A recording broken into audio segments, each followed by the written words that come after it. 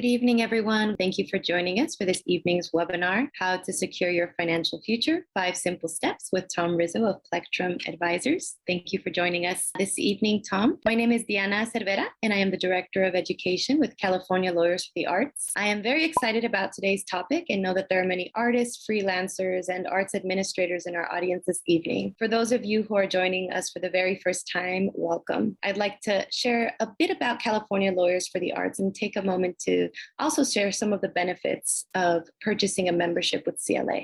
California Lawyers for the Arts is a statewide nonprofit organization serving the arts community by providing a number of legal and educational services across the state, which include educational webinars like this one, legal clinics, symposia, and a lawyer referral and information service, which helps to provide accessible legal support to the arts community. Membership with California Lawyers for the Arts allows you to save up to 50% on educational programs, $15 off of every legal referral fee, and will also allow you to enjoy discounts on our video-on-demand library of workshops. Also, we will be soon launching a series of recorded workshops under the umbrella of our foundational series, which will cover fundamental intellectual property topics. Feel free, if you don't already, to screenshot the current slide, and please follow us on your preferred social media platform of choice to keep up with our activities and programs across the state. With your support, CLA continues to provide critically needed legal support, conflict resolution, and educational programs for artists and arts organizations throughout California.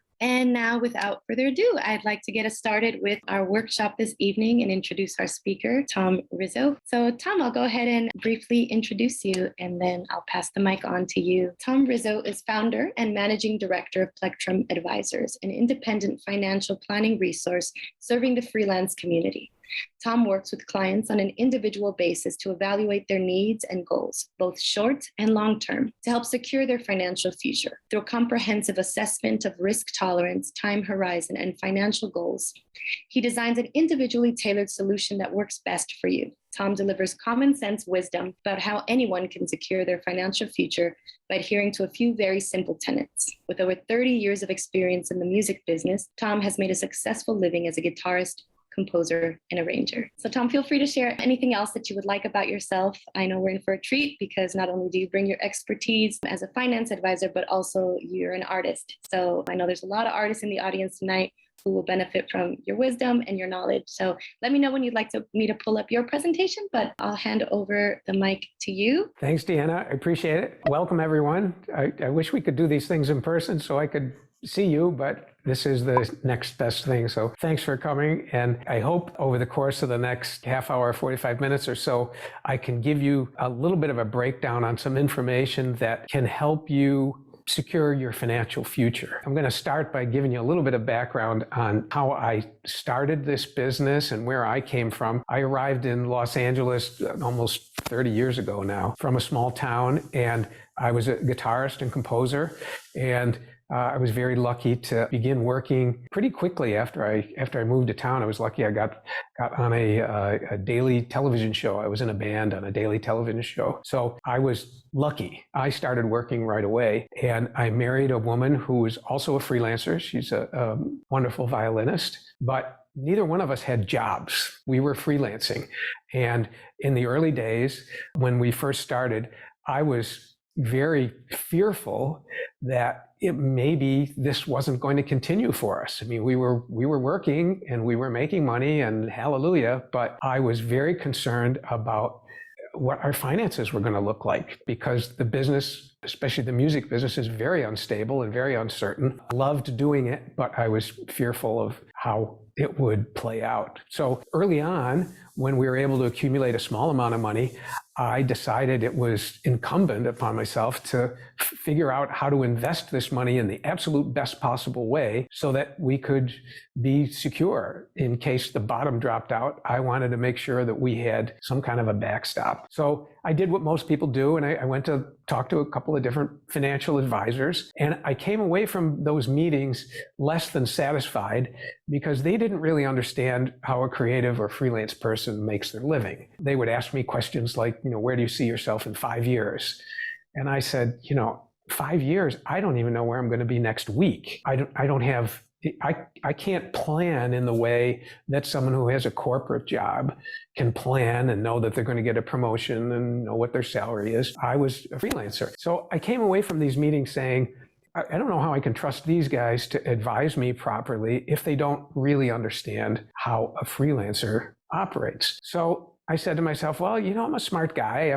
I'm good with numbers. I was even a math major for a couple of years in college. And I said, maybe I can figure this out. So I began studying very assiduously.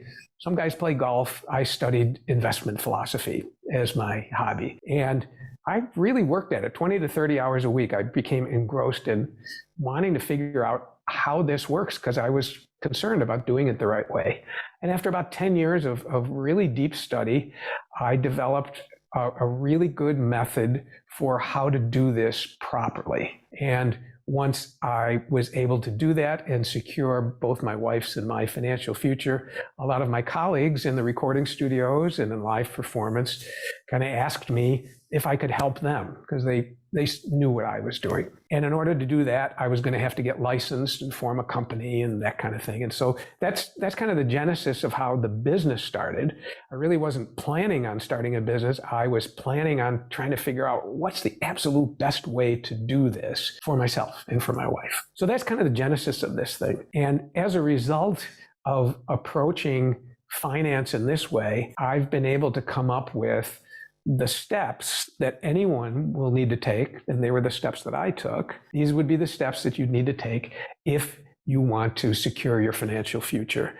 And they're very specific to the freelance community. Now, freelancers are certainly different than someone who works a corporate job, but they're not that different. And if you get down to the common sense about how money works and how you can develop a plan, it's not significantly different from what other people would do.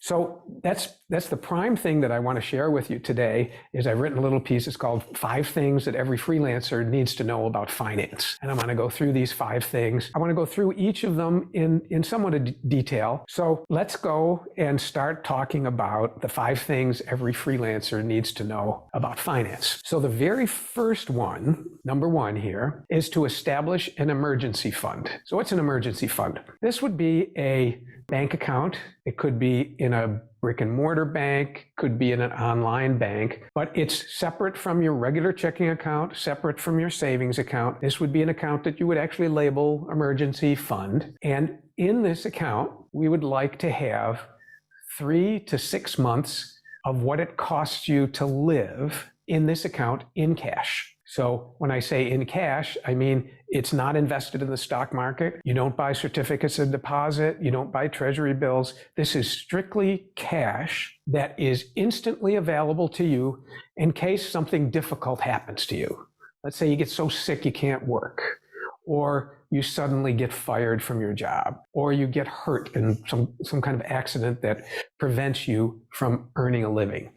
This emergency fund is like an insurance policy for you, instantly available. It's not in the market.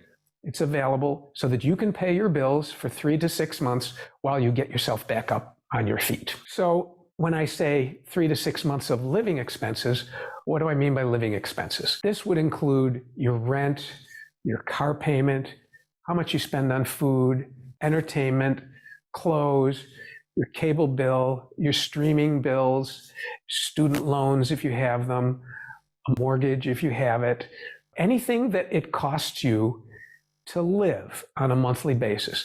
And this doesn't need to be down to the dollar or the penny, but it just should be a good estimate of what's it cost me to live every month.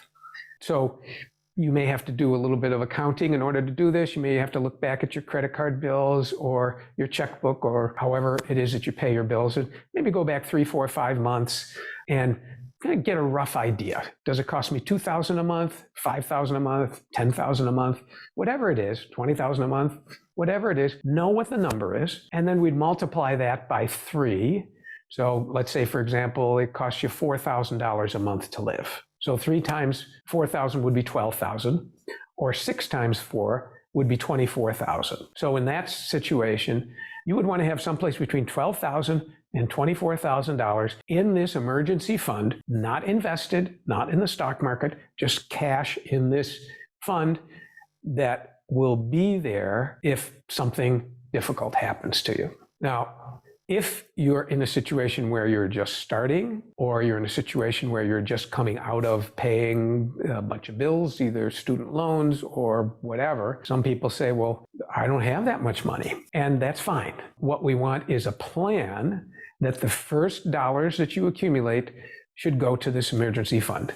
So if you're starting from zero, take your first $100 that you can put aside, and that goes into your emergency fund.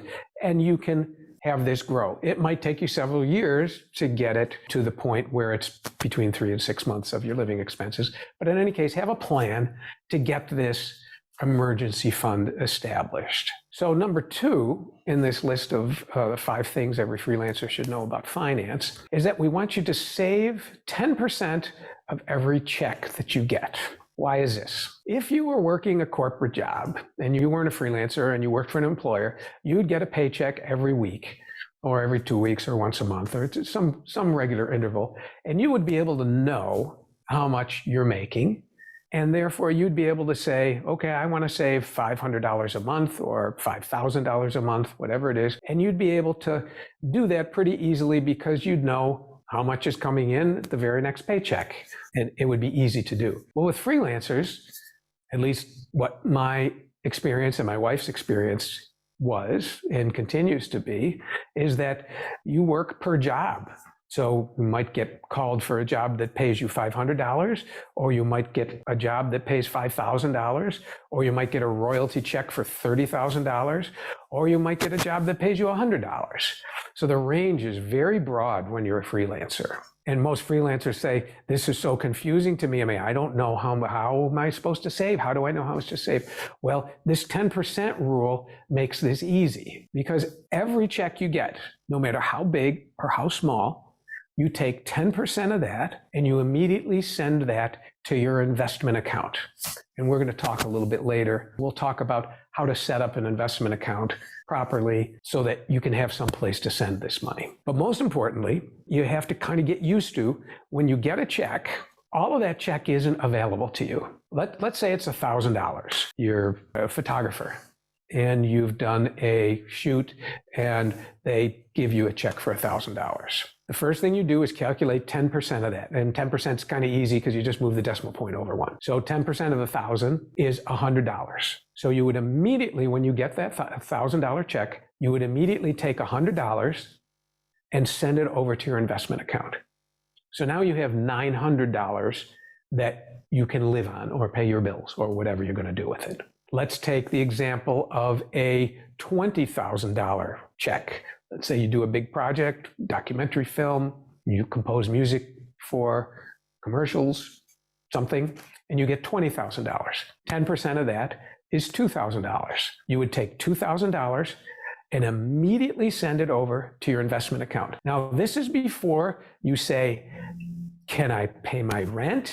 Can I make my car payment? Can I eat? Do I owe the mafia? Any of those things, you don't think about them. You just immediately take that money out of the check and send it over to the investment account. Now, people say, I can't afford to do that. I need every penny that I make just to live. Well, that's not necessarily how things play out. If, for instance, let's take the $20,000 job. Let's say when the guy hired you or the woman hired you, they said, we're going to pay you $18,000. If that was the contract, you'd do the job, probably, and when you got the $18,000, you'd figure out how to sprinkle it around so that you could make your bills. It's kind of like, work expands to the given amount of time. If you're given 5 hours to do a job, it'll take you 5 hours. If the boss comes in and says, you only got 2 hours, you'll protest and freak out, but you'll get the job done. You'll figure out some way to get the work done in 2 hours. The work might not be as good as if you had been given 5 hours, but you'd get it done. And the same thing happens here with money. If you're given $20,000, you'll live on $20,000. If you take a little bit of that out, you take the $2,000, which is 10% out, and send it over to your investment account. Now you got $18,000. You'll figure out how to live on the $18,000. I have a little anecdote of a woman that I helped. This was a couple of years ago. She and I were working on a music project together, and she asked me if I would help her with this very thing of how does she get started. She had no savings. How do I get started to secure my financial future? And we talked about this 10% situation. And she said to me, I can't do that. Every penny that comes in, I need to live. There's no way, there's never any money left over. And I said, I understand this, but do me a favor and just try this for like 4 months. Just try it. Just humor me. See if you can do it. She calls me up 4 months later and she said, you're not going to believe it, but it's working. This is now the new normal for me. I have somehow adjusted my lifestyle and I don't feel any differently now in terms of the way I can live my life than I did before I was taking 10% out of my paychecks. I still am enjoying myself the same amount that I was before. I'm still getting to do the same things. It's just like I've got another bill to pay. And it's just like my rent went up a little bit. And, somehow you just figure it out. So she was shocked that she could do it. And she protested at the early end of this, saying, there's no money left over. I can't do this. And because I asked her just to try it, and it surprised her.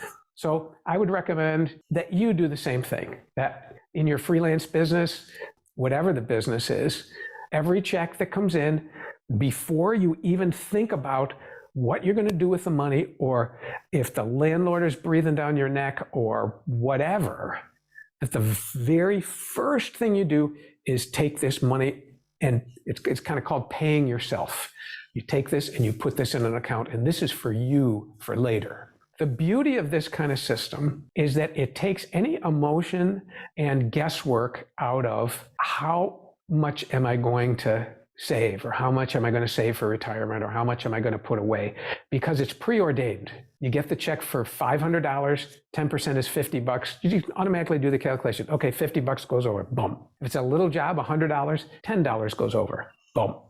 If it's a big one, you get $25,000, $2,500, boom, goes over. And once you get in the habit of doing this, I think you'll find that it's just an automatic adjustment that you'll make. So that's number 2 of the 5 things that every freelancer needs to know about finance. So number 3 would be to get your credit card debt to 0. We all use credit cards these days. In the early days of credit cards, they were used very infrequently, or just for larger purchases, or for purchases that you wanted to spread out the payments over time. Now, everybody uses these things for everything. Grocery store, go to the drugstore, go to the movies, pay for everything with a credit card. And the temptation at the end of the month is to look at the balance, and it looks like a big number. And then they also say, well, you don't have to pay that number if you don't want. You can just pay the minimum, which is a really little number. And people are tempted to say, oh, I'll just pay the minimum. And the problem with that is that the interest rates that are being charged on credit cards are exorbitantly high. In the old days, they used to put people in jail for charging what credit card companies charge now. But they can be 10%, 15%, 20%, 25%, or even higher. And if you are availing yourself of the credit by not paying the entire balance off, you are paying a ridiculously high amount of interest that over time will conspire to defeat your ability to be able to secure your financial future. So you should resolve that you will pay the entire balance that's on your credit card every month and never pay a dime of interest. Now, for people who have the means to do that, it's a little easier than for people who don't have the means. If you have the means to pay the amount, whatever the credit card amount is, then I recommend that's where your dollars should go. You should absolutely pay it rather than buy something else or pay something else down. This is the first place you should be paying down debt because it's so expensive. So for people with means to do it, resolve to never carry a balance. Whatever it is that you've charged, you're going to pay for in that month. You're not going to put it over 4, 5, 6, or 12 payments. You're going to pay it immediately, and you'll resolve to do this on a monthly basis. If you don't have the means, if you've run up a balance already and you don't have the means to pay this down immediately, then you need to resolve that over the course of some period of time, and maybe it's going to take you years, but over the course of time, I'm going to pay this down so that that gets to be zero and I'll never carry a balance. And this will take some discipline, and it'll make some hard choices, and you may have to forego some spending on something else because you want to pay this down. But in the long run, over the long term, over 25 years or so, the amount of interest that you'll pay on this thing will frighten you if you could see what that dollar amount is. So this is something that we want to change a behavior, and it is something that you need to resolve to do. And if it takes you a long time to get it done, that's okay. As long as you have a plan and you're resolved that this is where I'm heading. I'm heading to get this credit card balance to absolute zero. And once it's there, I will never carry a balance again. So that's number 3 of the 5 things that every freelancer needs to know about finance. So number 4, once you have money to invest, I recommend that you never buy stocks. So people say, well, that sounds crazy. What do you mean never buy stocks? Isn't that what investing in the stock market is? Well, I'm being a little bit facetious. What I mean is you never buy an individual stock. You would never buy Apple or Microsoft or GM or Bed Bath & Beyond or any specific individual stock. What we recommend that you buy is funds, either an index fund or a mutual fund. So what's a fund? A fund is a company that pools capital and then buys many individual stocks, usually hundreds or thousands of stocks. So for instance, if the company was going to represent the S&P 500, the Standard & Poor's 500, that company would go in and buy the 500 stocks that are in the S&P 500 index. They'd buy 500 stocks in great quantity, and then they would sell you a share of all 500 of those for $10 or $50 or something. So with that one share, you could own 500 stocks or a piece of 500 stocks. There are other indexes and other funds that could own thousands of stocks and sell you a share for $50 or $100 or $20. Why is this good? If you bought an individual stock or 5 individual stocks, you are taking an enormous amount of risk. You are betting that those 5 stocks are the ones that are going to advance. If you buy a share of a fund with your money, now you own hundreds and thousands of stocks, which means your risk is well spread, or we use the term diversified. Your risk is diversified over many stocks. And the smart way to accumulate and build wealth is to diversify your holdings. It's not to try to make a guess on what's going to be the next big stock. That's a fool's errand, and it rarely works and almost always doesn't work.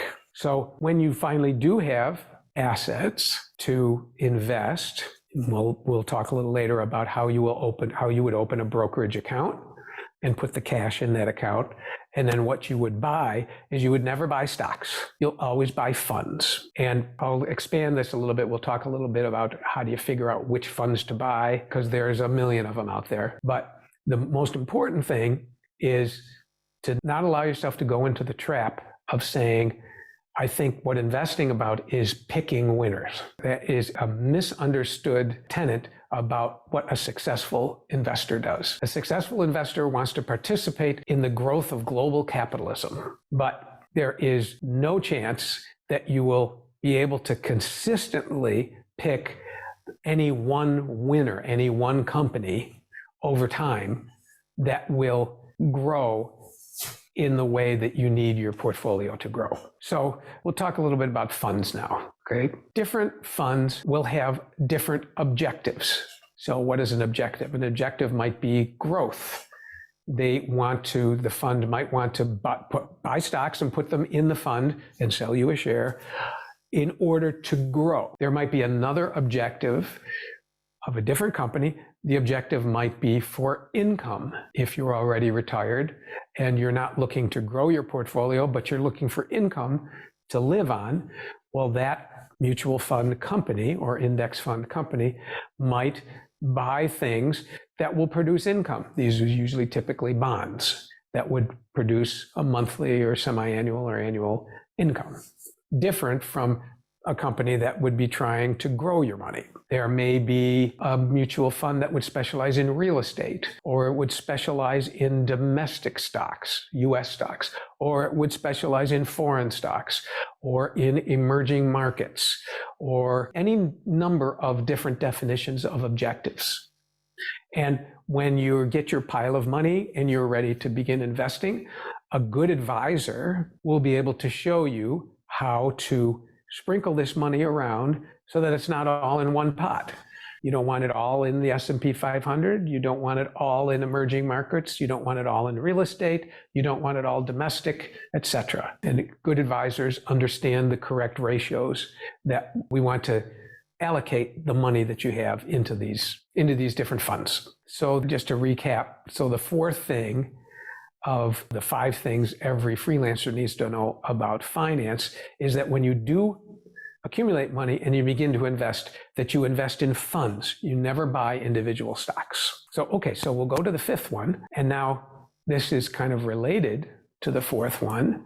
And that is, it's very important that you find a trusted advisor to help you do all of these things. How do you find a trusted advisor, or what is a trusted advisor? Well, at the beginning of the program here, I told you about when I was first starting and went to some traditional advisors and asked them what they would do. I very quickly found they were not right for me because they didn't understand my business. They didn't understand how I operated.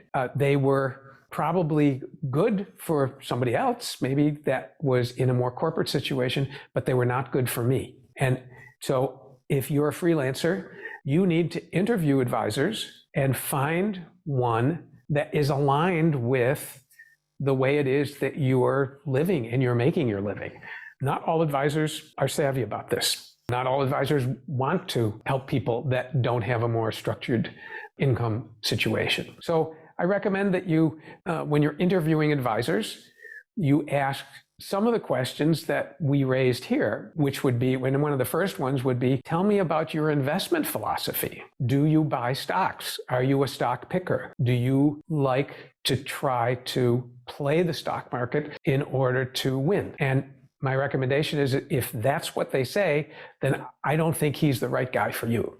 I think you want a guy or a girl who strictly uses index funds or mutual funds, understands how to spread your money around these funds, and importantly, understands that the stock market is a volatile environment, but that doesn't mean it's risky. There's a difference. Volatility is different than risk.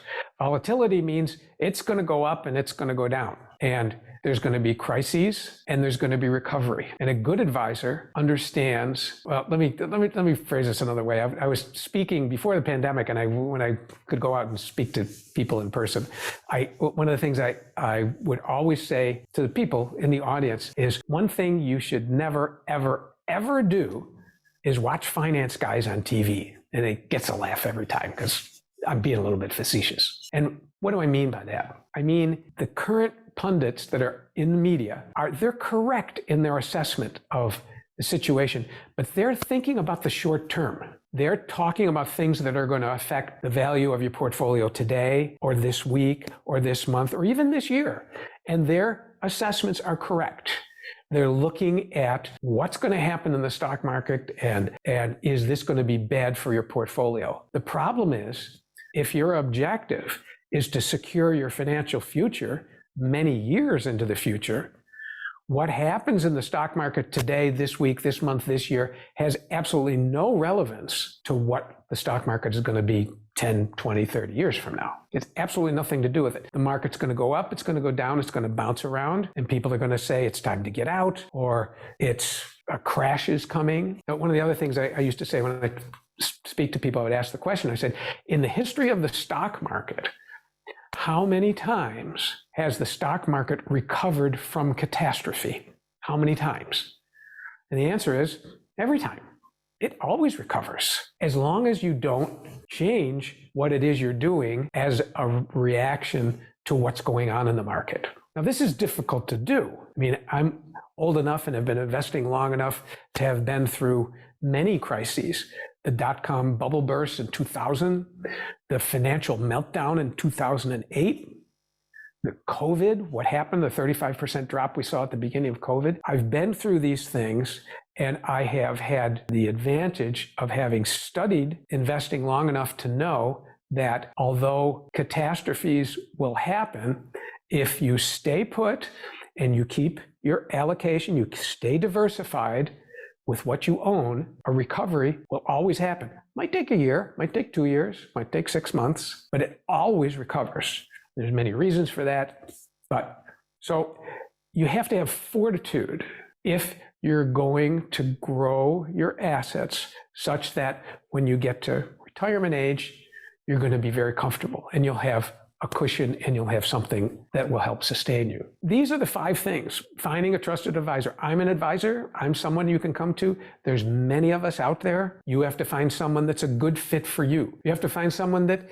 meshes with your personality, that you're not uncomfortable asking questions. I mean, when we go to talk to an advisor, everybody feels stupid because, we just don't know. If you haven't studied this stuff, how would you know? So you have to find someone whose personality meshes with yours enough so that you can ask difficult questions without feeling embarrassed. And you have to have someone who's going to give you a response that honors the level of knowledge that you have with this and is really willing and has the right makeup to be able to give you the information you need and to work with you on a regular basis. So your advisor is someone that you'll be sharing some very personal information with. He's going to know how much money you have and how much you're making and how much you're contributing. You have to find someone that you're comfortable with. It's almost like, your family doctor. You're going to have to reveal a lot to this person. So you have to have someone that you trust and has the personality that is going to make your relationship good so that you can talk about the things that are important. So that's the overview of the 5 things. So with that, Deanna, do we have any questions? Yes, we do. How much of step number 1 and 2 need to be completed to move on to number 3, paying off credit card debt, and 4, invest in funds? Okay, that's a great question. In a perfect world, you would have enough income to do all of these things tomorrow. Okay. In a perfect world, you'd say, okay, my emergency fund needs to have $15,000. Okay, I've got $15,000. I'm putting it in there. Tom says, put it in there. Boom, it's there. Getting my credit card debt to 0. Okay, I've got $8,000 on my credit card. I'm paying it off tomorrow. The reality is you may not be in that position to be able to have that perfect situation where you can satisfy all of these instantly. So if that's the case, and I would say that's probably the case for most people, then you would judiciously do a little bit of each. You would put a little bit of money into your emergency fund. You would pay down your credit card debt a little bit. On the 10%, on number 2, that should start tomorrow, regardless of whether you can afford it or not. That the very first check that comes in, you take 10% and you send it over to the brokerage account. Did that answer the question, Deanna? I think so. Okay, so I'll start at the top then, because these are a little bit more specific to more details. So I agree with the value of funds, but most people preach that most of your larger gains are provided by a few stocks. So why only funds other than risk mitigation? This may take a while to explain the whole thing. I'll try to do it quickly. Let's take the example of buying just one stock. Okay, let's say you have $10,000 and you're going to buy Apple stock. I'm going to put my whole bet on Apple. How risky is that? It is maximum risk, right? If you're only owning one stock, you have maximized your risk because all your eggs are in the one basket. If something happens to Apple, and I'm old enough to remember when it almost went bankrupt, even though it doesn't look like it's going to happen now, you have maximum risk. If on the other end of the spectrum, you owned 5,000 stocks, you would have minimum risk. Or let's say even if you owned every stock that there is, I don't know how many that is, 10,000, I don't know how many companies there are, you would have minimum risk. Someplace in the middle is where we want to be. If you had a crystal ball and you knew which stocks were going to grow outsize, then absolutely, first of all, call me and let me know. I want to know how that crystal ball is working. If you knew which ones were going to advance outsize, well, absolutely, that would be the right thing to do. The problem is nobody knows that. It's a guess. It's not really much different than walking into Las Vegas and putting your money on the roulette wheel. In hindsight, you can look back and you can say, well, Apple split 7 times and it's, it's valued. So if I had bought it in 1990 or 2000, boy, I'd be wealthy. Well, yeah, that's in hindsight. If you go back to 1990 or 2000, nobody knew that. You couldn't know. And statistics show that the smartest guys in the world, these are guys from Wharton and Harvard Business School, that do what's called stock picking, which is they analyze companies and they try to find out which ones are going to be poised for outsized growth. Over time, statistics show they cannot do better than the broad market. I know it sounds counterintuitive, and this was a huge revelation to me in about year 8 of my studies, that you mean the broad market can't be beat consistently? And the answer is it can't. And there isn't anybody that will doubt that because the statistics are out there. In any given short period of time, 1 year, 2 years, 3 years, could you make the right guesses? Absolutely. And could you beat the growth of the general market? Absolutely. But once you get to about 8 years, nobody beats it. And this was a huge revelation to me in statistically analyzing things, that I said, if my objective is to have the most money when I retire, then stock picking ain't going to do it. I'm going to have more money if I own the indexes. Is that clear? Yes, thank you. And the next question, it says, how do you feel about using a brokerage firm like Vanguard as opposed to working with an individual broker? Pros and cons. Are they more cost effective in terms of fees? Vanguard's a great company. As a matter of fact, he was founded by my hero, Jack Bogle. And he's a great believer in the same system that I subscribe to. There are 2 aspects of what an advisor or what a do-it-yourself approach entail. If you were to go to Vanguard has some really excellent funds. There are lots of people, by the way, that have really excellent funds. State Street, BlackRock, to name a few, have funds that are every bit as good and as efficient and cost effective as the Vanguard funds. Vanguard is a little more well known. They were the first, 1970, I think they started. So the issue, and I have current clients that originally were with Vanguard. The issue is, which funds do you buy and in which proportions are right for what you're attempting to achieve? This is the knowledge that an advisor brings that will give you more value than just going to Vanguard and picking funds, picking them yourself. So the value of the advisor, there's many levels of value that the advisor brings, but one of the most important is understanding the asset allocation. How much money goes into a large cap growth fund? How much money goes into a small cap value fund? How much goes into emerging markets? How much goes into domestic? How much goes into real estate, et cetera? When you look at Vanguard, there's hundreds, if not thousands, of funds there. How do you pick them in the way that's going to serve you the best without an advisor is difficult. Thank you. Okay, and there's another question. Do funds also provide dividends or passive income? Funds don't, but the stocks inside of a fund do generate dividends. So let's take a little example. Let's say we have an S&P 500 fund. Okay, so these would be the 500 largest companies in the United States: Apple, Microsoft, Tesla, etc. Those stocks are inside of the wrapper of the fund, and you're buying a share of that fund. Those stocks they're not required to, but they can declare a dividend, And when they declare a dividend, then you will get a portion of that dividend that is in relation to the portion of the fund that you own. But the fund itself doesn't generate dividends. It's the stocks that are inside of the fund that generate the dividends, and then the fund will send those to you, and you can accept these in one of two ways. You can accept a cash payment of the dividend, or, and this is my preference, you elect to buy more shares of the fund with the dividend. So if you have the S&P 500 fund and a dividend of $4 comes your way, you can either take the $4 in cash and put it in your checking account, or you can instruct them to say, buy me a fractional share of the S&P 500 fund. So if it's 50, if the price of the fund is $40, you'll get a tenth of a share. And these will add up over time to buy more shares of this fund, and it will increase your stake here, and it will grow your ability to grow in a compounded way. Great, thank you. And one other question just came in. Can you explain annuities? An annuity is an insurance product. An annuity is the most conservative approach to financial security. What an annuity company does is says to you, I will guarantee you, the annuity company will guarantee you a monthly income of X dollars. Now, most people say, well, geez, that sounds like a pretty good deal. Guaranteed? I can stop worrying? Yes, you can stop worrying.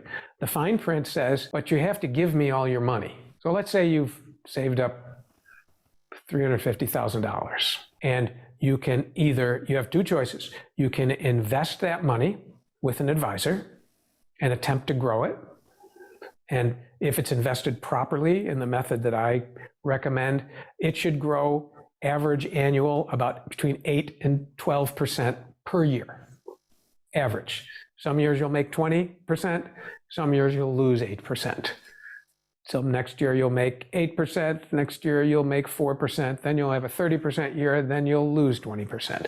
But I'm saying average annual return, someplace between 8 and 12% of a properly diversified portfolio. But you will always have your $350,000, and you will have this growth also. When you purchase an annuity, you take the $350,000 and you give it to them. It's gone. You don't have it anymore. In exchange for that, now they're going to invest it just like you're going to invest it. And they will guarantee you a certain amount of income and not worry about whether the stock market is up or down, or if it's way up or way down. You're guaranteed that. The returns, or the amount of money that you'll get from an annuity, because they're giving you the guarantee, is significantly less than what you're going to get if you remain invested properly. So some people are willing to accept the cost of giving away your money in exchange for the security of knowing this is the dollar amount I'm going to get. This is a personality type. I have relatives that are like this. They say, I don't care what this is costing me. I don't care that I'm giving away my pile. I just want to know that I'm going to be safe. And I want to know exactly what that dollar number is. That's what an annuity gives you. It is less money than you can make if you continue to invest and grow, and you will actually have this pile of money to either pass on to your heirs or to spend or whatever. So that's kind of the crib notes version of how annuities work. I'm not a big fan, as you can tell. Thank you, Tom. And so the last question that came in was actually the one that I was going to throw into the mix. If you can explain a little bit of the fee structures with advisors. Great. That's a great question. There are several ways that the fee structure works with advisors. The first way is a fee that is based on a percent of the value of the asset that you give the advisor. And typically in the industry, an advisor will charge 1% of your assets on an annual basis. Now, if you have a low amount of assets under $300,000 or $500,000, it's typical that the advisor would charge you 1.5% for assets under $500,000. So what does this mean? If you were dealing with an advisor that was charging 1%, if you had $100,000 invested he would charge you 1% of that, which is $1,000 annually. If he's able to grow your assets, the advisor will make more money. If he can turn that $100,000 into $150,000, then the next year, or whenever he's able to grow that, the advisor will be making $1,500 instead of the $1,000. So he is incentivized to grow your assets because it's going to be good for the advisor in addition to the client. This is the way I work in my firm. We charge a percentage, usually 1% of the assets that we manage on an annual basis. There's another way that advisors work, and that's on commission. It's so that they would not charge you the percentage, the annual percentage that I just mentioned, but that every time they bought and sold something, they would get a commission. They would charge you a commission. And these fees vary all over the place depending on what it is that they're selling. There's a little bit of a conflict of interest on the commission model, because in that model, the advisor is incentivized to churn your account, to buy things, sell things, buy things, sell things, because that's how he makes his money.